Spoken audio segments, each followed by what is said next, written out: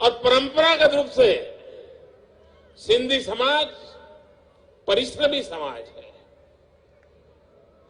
बहुत मेहनत करने वाला समाज है।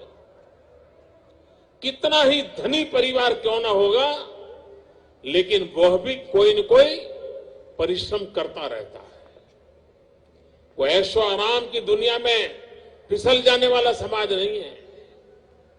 और ये जो उसके गुण है, ये गुण अगर बचे रहेंगे,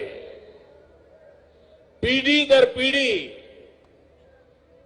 इन गुणों की विरासत अपने बच्चों को मिलती रहेगी, तो सिंधी समाज को कभी संकट नहीं आने वाला।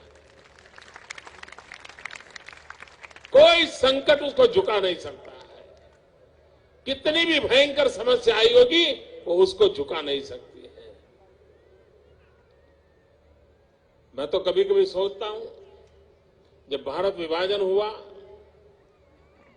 और सिंध से लोग यहां आए, अंजार में रहते थे, अभी मुश्किल से 5 साल साथ हुए थे, वो सेटल हो रहे थे।